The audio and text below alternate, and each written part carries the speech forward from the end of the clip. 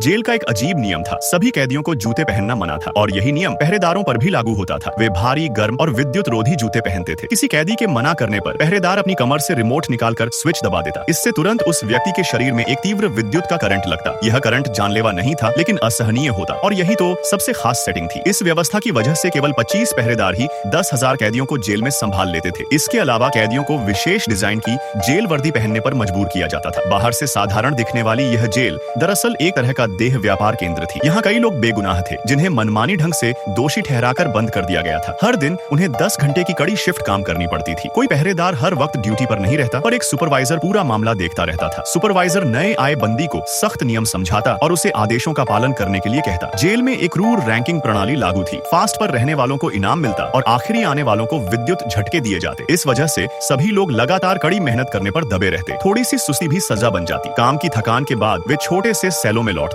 हर कमरे का क्षेत्र 3 वर्ग मीटर से कम था, पर उसमें रात की पड़ने की रोशनी, शौचालय और दिन में 3 बार पाइप से मिलने वाला खाना जैसी बुनियादी सुविधाएं थी। खाना स्वादिष्ट नहीं था, पर आवश्यक पोषण देता था। एक दिन जेल की स्क्रीन पर किसी बंदी की सजा दिखाई गई। साथी कैदी हैरान थे और सोच रहे थे कि उस आदमी को इतनी कड़ी सजा क्यों मिली। चर्चा से पहले सुपरवाइजर बीच में कूद गया, डरते हुए कि अगर पहरेदार सुन गए तो समस्या बढ़ जाएगी। तभी किसी कोठरी से तेज आवाज आई और सबको तुरंत अपने बिस्तरों पर लौटने का आदेश हुआ। जहाँ पर सफेद लाइट बुझती, वहाँ जमीन पर पड़ा कोई भी व्यक्ति झटका पाता। भले ही किसी कोठरी का दरवाजा न था, पर भागने की हिम्मत कोई नहीं कर पाया। इस बीच आरुणि नाम का एक बंदी चुपचाप बैठा नहीं रहा। उसने कार्यशाला के काम को सीखा और उसमें निपुणता हासिल कर ली। मूल्यांकन से एक रात पहले एक बंदी ने यातनाओं से तंग आकर आत्महत्या कर ली। ऐसा लगने लगा था कि सब इस अंधकारमय जीवन के आदी हो चुके हैं। टीम से किसी के गायब होने से रैंकिंग पर असर पड़ने का भय लोगों को सताने लगा और आरुणि के भागने का इरादा और मजबूत हो गया। वह पहरेदारों की गश्तों पर नजर रखने लगा और भागने के रास्ते खोजने लगा। एक बार छोटे ब्रेक के दौरान उसने दीवार का एक पैनल खोलकर पानी की पाइप काटने की कोशिश की, लेकिन अचानक होने वाली घोषणा के कारण वह बीच में रुक गया और फिर से काम पर लौट आया। लेकिन अफसोस, किसी ने वीडियो को लाइक सब्सक्राइब नहीं किया।